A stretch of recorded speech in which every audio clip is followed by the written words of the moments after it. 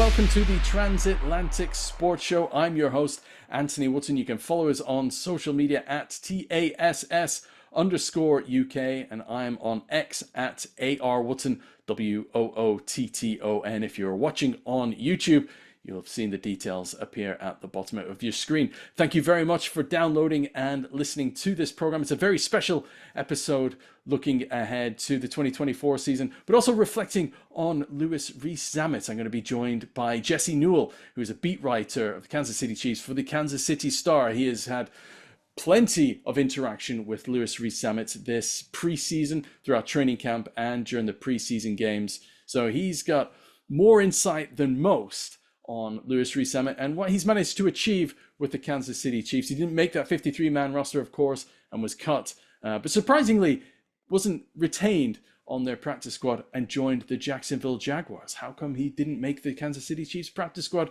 when he joined the Jags? Well, we'll put that question to Jesse here on this program. And if you are listening for the first time, then please hit subscribe on your podcast provider. And also give us a 5-star review. We are the TransAtlantic Sports Show. But let's get to it. Let's talk Louis Rees-Zammit, Kansas City Chiefs, and look ahead to the 2024 season with my special guest, Jesse Newell from the Kansas City Star.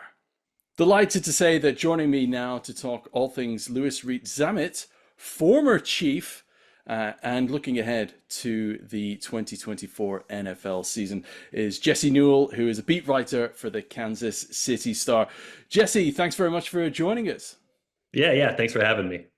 Exciting times, as always, it seems to be now for the Chiefs. We'll look ahead to 2024 in just a moment, but for everybody on this side of the pond, there was huge interest in Louis Rees-Zammit this week. When he was cut from the Chiefs, I appeared on BBC Radio 1, which is a huge national radio station over here. I spoke on BBC Wales. We were looking ahead to cut day, which was Tuesday earlier in the week or last week, depending on when you're tuning into the TransAtlantic Sports Show.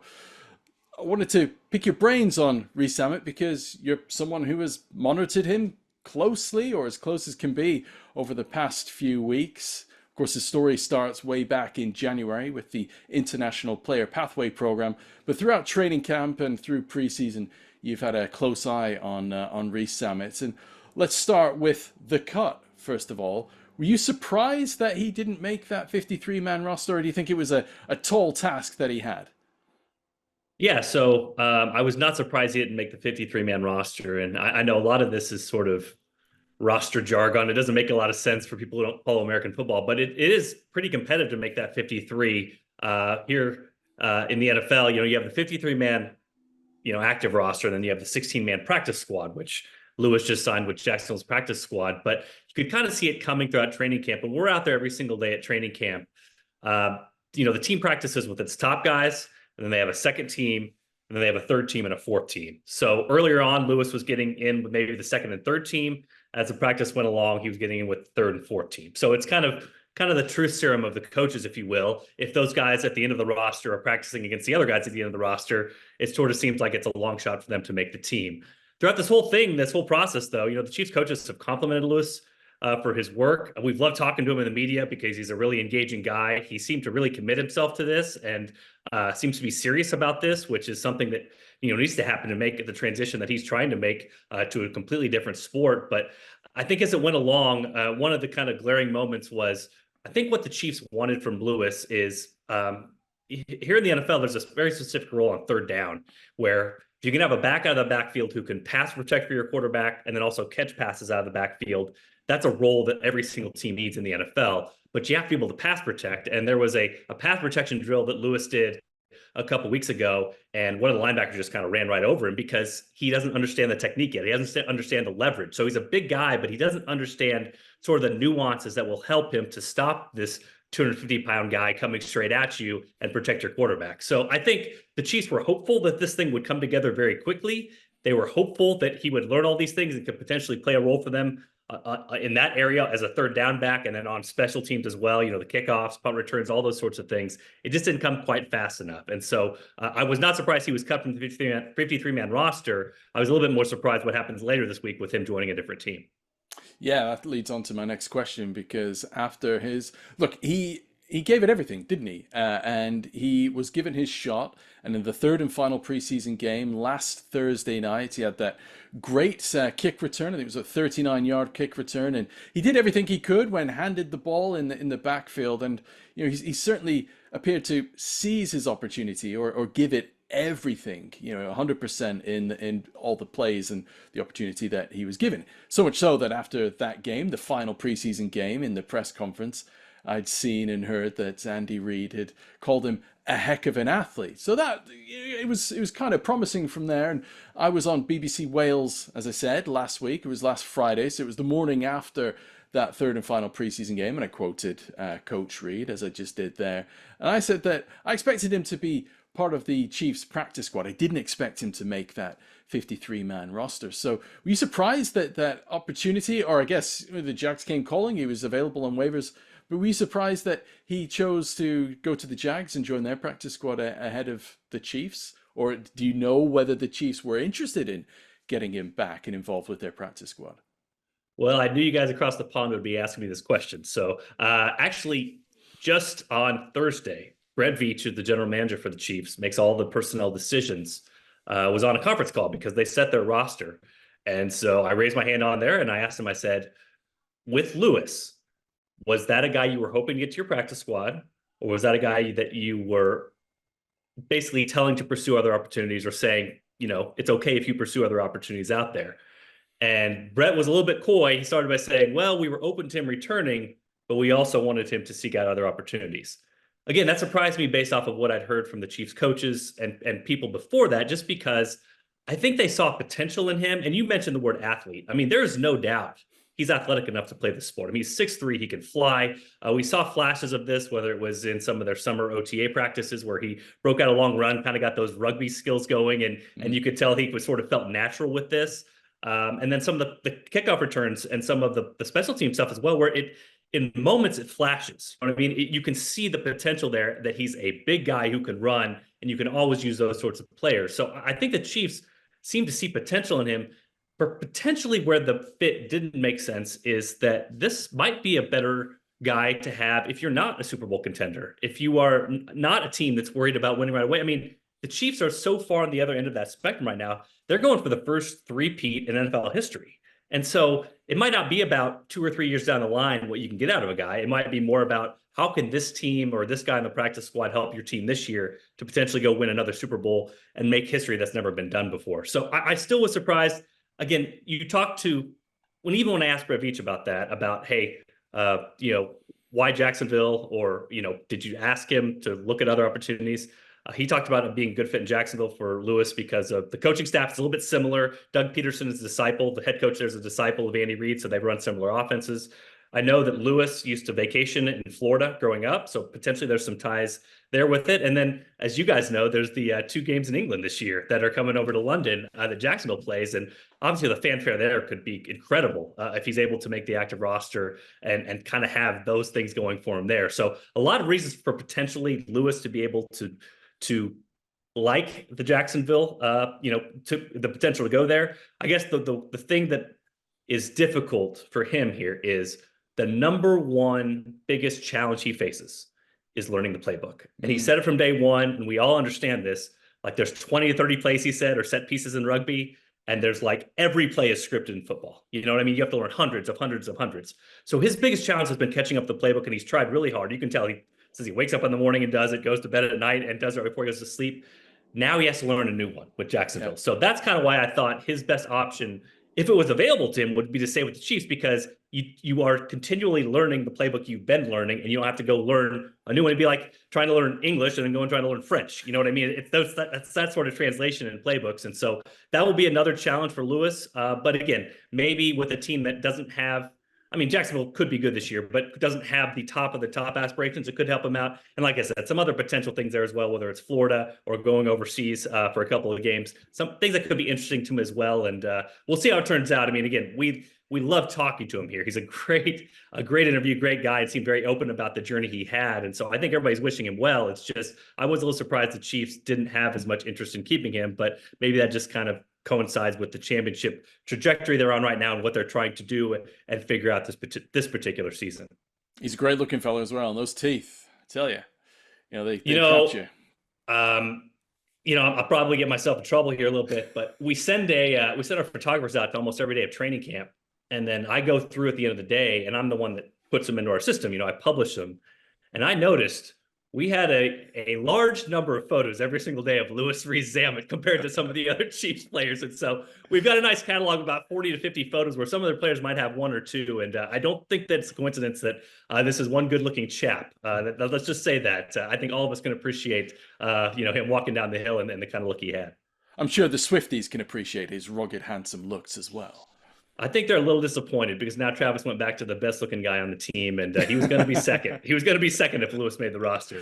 Well, I'll tell you what, marketing potential for Louis and that move to the Jags, I posted on X as well that, London, he's just going to have a field day. And I think the Jags as well, and on all of NFL UK when they come over in October. And his shirt sales, his jersey sales over here were, top 10 this summer, and he wasn't even in the 53-man roster. So all those people who bought those Rees-Zammit Chiefs number 9 jerseys, they're going to have to go and buy those Jags jerseys. But there we go. There was no topping Travis Kelce.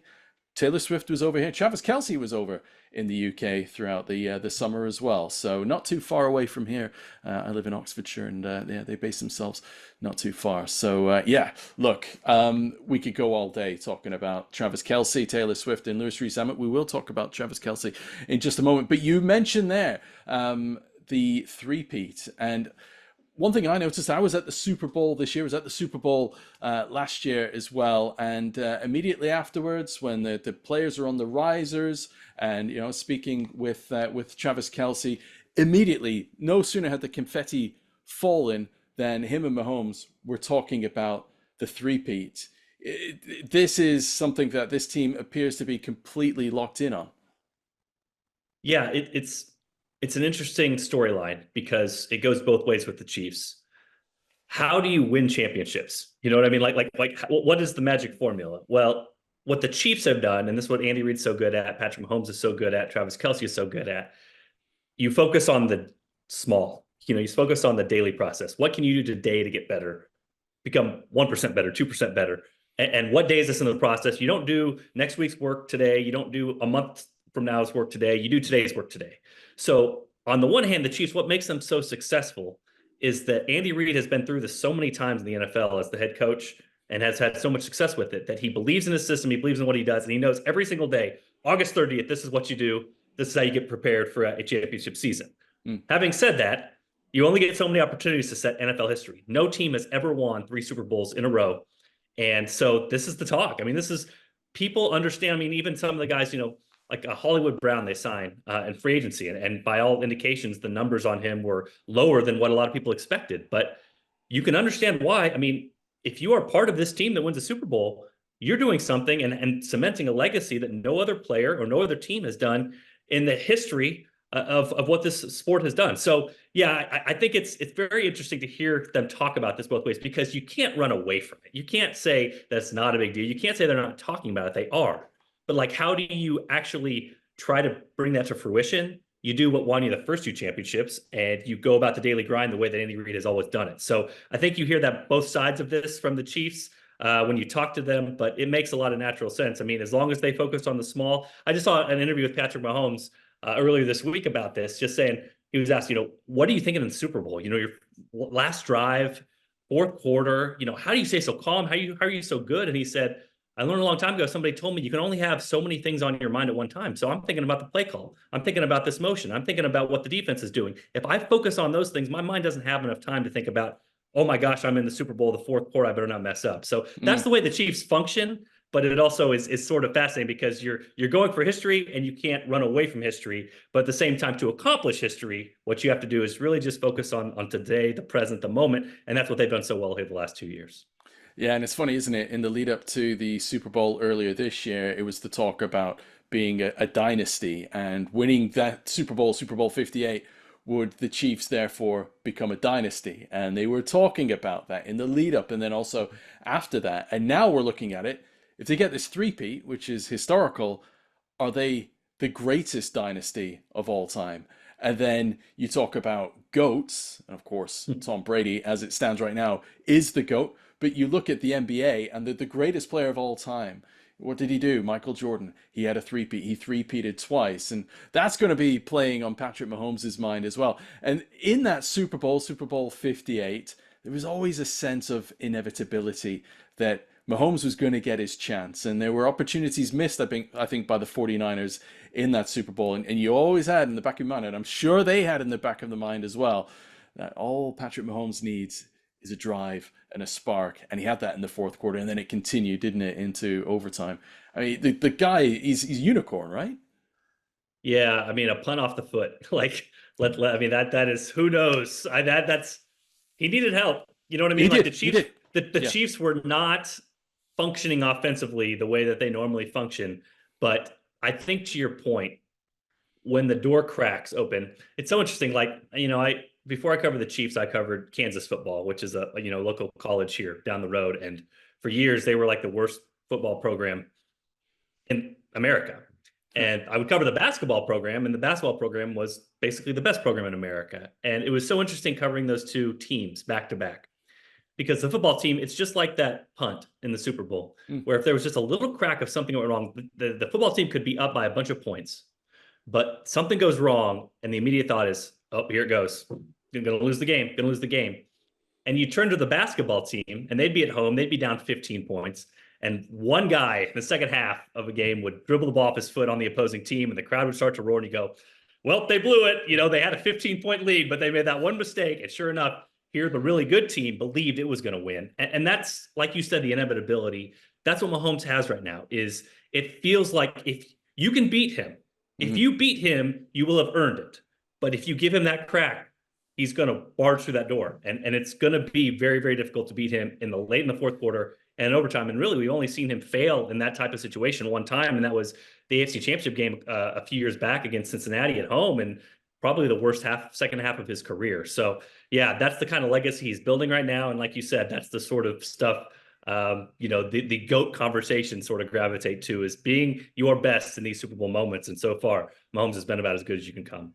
That's why Shanahan opted to take the ball first in overtime, wasn't it? Because if you look at that Super Bowl, they limited Mahomes so much, and the only touchdown opportunity that he was given and they scored off that punt. And, the 49ers had managed to contain him throughout that. And I guess Shanahan looks at it, thinks, well, we've contained him so far, so we'll get the ball and we'll see what we can do. And of course, the defense was on their knees after that final, 2-minute drive in the fourth quarter, which got the equalizing field goal to take them into overtime. But that's what separates the greats from the good, Patrick Mahomes and Andy Reid.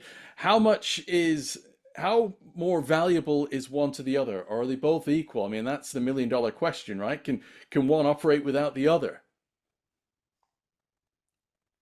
It's going to be discussed a lot, and we know more of Andy Reid's history before Mahomes, obviously, and what he could do. He was a really good coach that had not won a Super Bowl, but then you put him with Mahomes. These guys think on the same level of football. They're starting to think like each other on the field. Patrick Mahomes has talked about how there's certain times out third quarter of a game where he knows that Andy Reid's going to call a play call before he calls it, because they think alike and they've seen a certain defense. And when you get on that wavelength, that's the thing, is just sort of that continuity that the Chiefs have with coaching staff, with assistant coaches, with players and coaches now. It's a really special place you can get to. And so, it's a great combination. I think one of the really funny parts of this, we talked to Andy Reid during training camp. He usually allows us, some of his beat reporters, into his office dorm room. They do a training camp over at a college in Missouri. So they actually sleep in the dorm rooms and kind of have the college feel with it. But we talked to him, about this with Patrick Mahomes and also his retirement. And, there's been a lot of the rumors about, should he, is he going to retire? How much longer can he go with it? And someone asked him, said, what have other coaches been telling you? Like, what did they say to you when you ask if, you should hang it up soon or retire? And he said the coaches tell him, that are his buddies, they say, with that quarterback, I think you're pretty good. You probably should keep coaching. So, yeah, I think that basically kind of sums up the relationship those two have, which is, Andy Reid wants to do this as long as possible. He's having a lot of fun. He's winning a lot of championships. And a lot of that is because they made a great decision when they trade up, in the 10th pick of the 18 draft to go get Patrick Mahomes. And so, whoever gets it, I don't think they care at this point. They're racking up the rings. But right now we can say for sure that it's a top 5 duo all time, at least when it comes to quarterback and coach, and probably has the potential to be much higher depending on how the next few years go.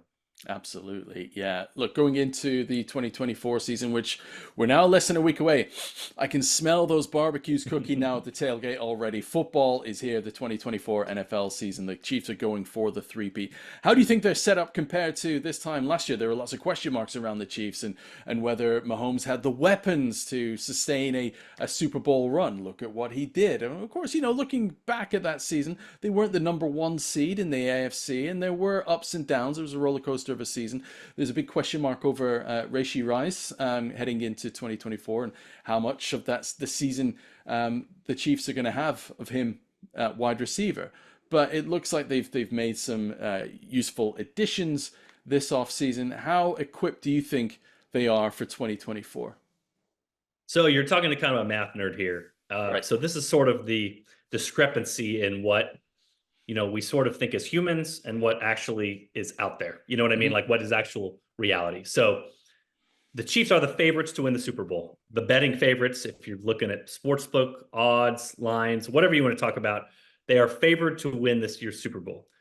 If you look at the numbers, that means they have about a 15 to 20% chance to win it. So, I mean, again, that's just like, if we talk about this three-peat and them giving themselves an opportunity, they're giving themselves, as one of the best teams in the NFL, a 15% chance to pull this thing off that nobody's ever done. And that's why nobody's ever done it. Like if you are the best team in the NFL, you've got a 20% chance one year, and then a 20% chance the next year, and then a 20% chance the next year.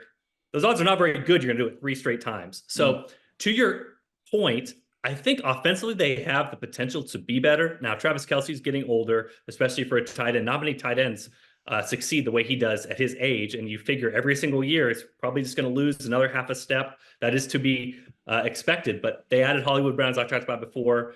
Xavier Worthy in the first round of the draft. He recorded the fastest 40-yard dash time in NFL Combine history. So they like what he's done. And so some of those pieces there, I think, have the potential to be better for Patrick Mahomes, which is a good thing. I think the question mark for the Chiefs is twofold. For one, their defense bailed them out so much last year. Their defense was really good. If you look at NFL studies, offenses tend to be pretty stable year to year. Defenses tend to be unstable. You know what I mean? It's really hard to stick with what you did the year before defensively, just because sometimes things are out of your control and you're not controlling as much as you do on the offensive end. So I'm a little bit worried about the Chiefs defensively, just because even though they were second in scoring defense and second in yards per play against last year, it's hard to maintain that level. If you go from second to 8th or 9th or 10th, all of a sudden the offense has a lot of slack to pick up. The second part of this is last year, the Chiefs did such a great job in free agency. They picked up really good deals in free agency and got some good backups that really played huge roles for them. Drew Tranquill at linebacker, Mike Edwards at safety, Charles Omenihu at defensive end.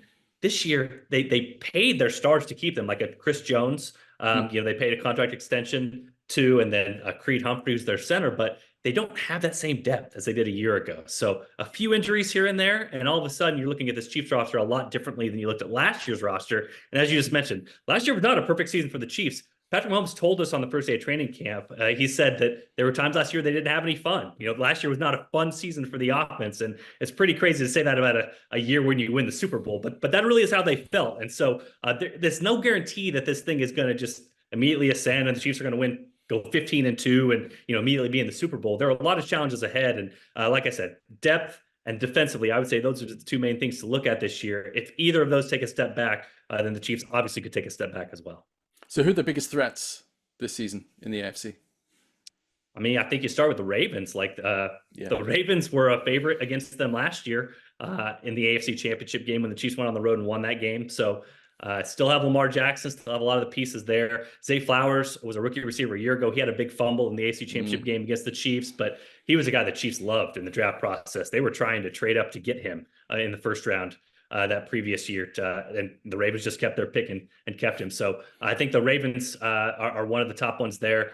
We'll see. The poor Bills. I just figure one of these years they're going to break through and beat the Chiefs, and it might be a year you don't expect. But I really do like Sean McDermott, and if you look, if you look at what just point differential, like the last 10 seasons or the last 5 seasons, and in the AFC, like what teams have done just, okay, you won 48-10 this week and you won 34-10 the next week. You just add up all the points you've scored and add up all the points the opponents have scored. The Bills are on a plane of their own, including the Chiefs in the AFC on that type of number. It's just they haven't come through in the playoffs, and that's what teams or that's what people remember them for. So at some point, the Bills lost some players in the offseason, but at some point, I think they've got the potential to break through. The one to be interesting in their division is the Chargers, obviously, just because Jim Harbaugh takes over as a coach there from the college ranks, and he has some experience. I know you got the 49ers stuff in the background, but he has some experience being good with NFL teams before. So we'll see what he brings to the division. Facing off against the Chiefs twice a year, but like I said, I still think the Chiefs are the favorite in that division. I think the AFC is tougher than the NFC, but the Chiefs should still be favored to come out of it. Even having said that, being favored to come out of it means that you have a playoff game where you might be a 3-point favorite and you might be a 4-point favorite. You got to take care of business then. And like I said, the Chiefs have done a really good job of doing that in the most important times. Now, the toughest question you're going to face this whole NFL season, but we've got to do it here and now. We've got to do it before the season kicks off. The over-under on Taylor Swift appearances at Chiefs games. Oh, man, she has got a break in her concert schedule coming up here. I think the NFL wanted it this way and planned it this way. So I think it's going to be pretty high. And, it's interesting. I did joke with people because I say, look, the rest of the world follows where Taylor Swift goes every week. Taylor Swift was following where I was going every week of last year. So I'm just saying, you know what I mean? Just saying. So a lot. I would say a lot. And if the relationship continues in the trajectory that it's going so far, I think she's going to start to maybe reserve some of these falls. She seems to enjoy football, and I think that's really cool. And because of that, I think a lot more people are seeming to enjoy football. And so that crossover really, I hear so many stories of people in this area daughters didn't care about football until now, or Travis Kelce, and now they're watching NFL games with their families on weekends and bonding over this sort of thing, or the dads are now listening to Taylor Swift music and going to concerts with their daughters. So the grand scheme of things, it's probably a pretty cool thing, but man, over under. Yeah, probably about what the Chiefs win total is, maybe a little lower, 9. We'll go 9. Okay. Over under 9 regular season for Taylor Swift. I think she's going to be in many press boxes this upcoming season. Then at least 3 playoff appearances for her as well. So we'll wait and see. I'm with you. I completely agree. I think it's very cool the impact that she's had on a new generation of NFL fans over here in the town not far from me, a town called Reading, which is probably about 35 miles west of London, and not far from Windsor. There's a clothing store over here called Next, and I was just in Reading earlier and I walked past the Next store, and in the entrance, front and center of the women's section, but also the entrance to the store, Next are selling Kansas City Chiefs sweatshirts. And this is a store that has its own brand and has never sold NFL stuff before. But in the women's section, Kansas City Chiefs sweatshirts. So there you go. Chiefs Kingdom, it's taking over. It's the royal county of Berkshire. It is where the Queen is buried. And yet Chiefs Kingdom now is overtaken Berkshire, the royal county.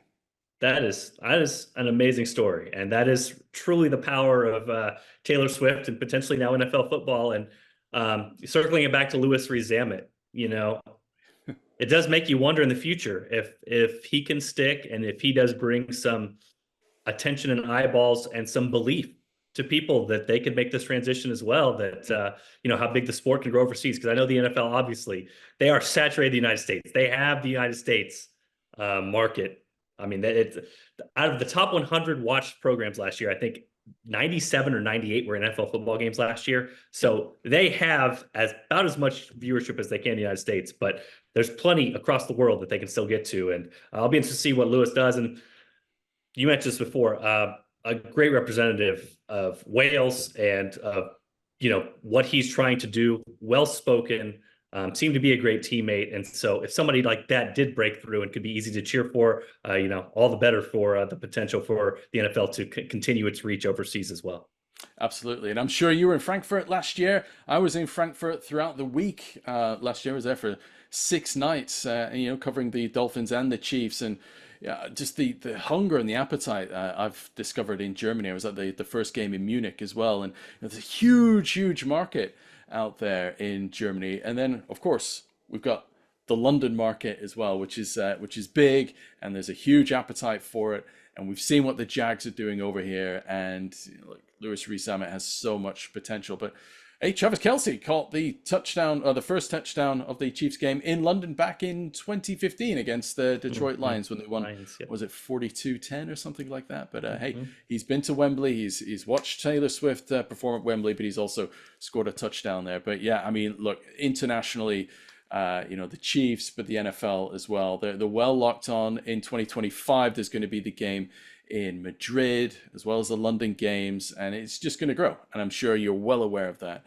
And I'm sure you discovered that in Frankfurt. The Chiefs had the championship on the river. I boarded that, had my picture taken with the owner and with Roger Goodell as well. They put on a good event on that championship. And yeah, I think the Chiefs went pretty big and pretty hard in Germany. And I know Mahomes and Reid afterwards said as well that they're keen to get back if they can. Absolutely. Yeah, I was on that championship as well. And they were serving drinks. Clark Hunt and Roger Goodell were serving drinks at the bar. They were having a grand old time. You know what I mean? I've got my mug over there. There it is. Brought it here. It was a grand old time on the old championship. But no, it really does open your eyes. And you go to the airport and you see a big Patrick Mahomes billboard. At the airport in Germany. You're seeing things. You're just like, wow, this is really taking hold. And I will say this: the Chiefs seem very interested in going overseas. And the NFL seems very interested in having the Chiefs go overseas. So I would be very surprised if next year's games overseas do not include the Kansas City Chiefs, whether that's Madrid or London. I know each NFL team kind of has their own territories that they are marketing. The Chiefs have Germany, obviously, but I would be very, very surprised if they did not send a team like the Chiefs over to try to market to Europe because of kind of the grip they have, not only football-wise, but obviously with some of the Taylor Swift stuff as well. Absolutely. Jesse, thank you very much. It's Jesse Newell, who is a beat writer for the Kansas City Chiefs for the Kansas City Star. Make sure you check out his work. And Jesse, I mean, who knows? I may see you at the Super Bowl in New Orleans this year. Sadly, not in Germany. But hey, thank you very much for coming on, and enjoy the season ahead, man.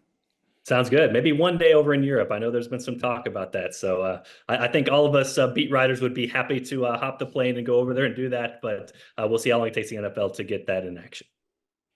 And there goes Jesse Newell, the beat writer of the Kansas City Chiefs for the Kansas City Star. There you go. Yeah, he was impressed himself with Louis Rees-Zammit, and there is no arguing the fact that Rees-Zammit certainly took his opportunity. He seized it so much so that the Jacksonville Jaguars have taken him on board, and he is a member of their practice squad. So more for the benefit of us as UK NFL fans, that we're going to get Louis Rees-Zammit with the Jags over here for 2 weeks in October. And it's only a few weeks away when you think that we are now heading into week 1 of the NFL season. And look, more power to the International Player Pathway Program and Louis Rees-Zammit's elbow as well. And the opportunities and the potential is there. He's only 23 years old, and a great set of gnashers on him as well. So look, Rees-Zammit, joking aside, the opportunity and the ability for him to just hone his skills, learn that playbook. And he's got Doug Peterson, who's got similar coaching style. He's from the Andy Reid coaching tree, as Jesse had mentioned in the program. And the opportunities are going to deliver themselves. And it's a brutal sport, is the NFL. And injuries happen. And if injuries happen for the Jags, you never know. If Louis Rees-Zammit is honed his skills enough this season, we could potentially see him step up into that active roster, either on special teams or as a running back. So there's still plenty of hope for Rees-Zammit and the International Player Pathway Program, which has proven to be successful with a host of names already earning their corn, I guess, or bacon in the NFL. Just like Mailata at the Eagles and the huge contract that he's earned himself. And he was a member of that International Player Pathway Program a few years ago.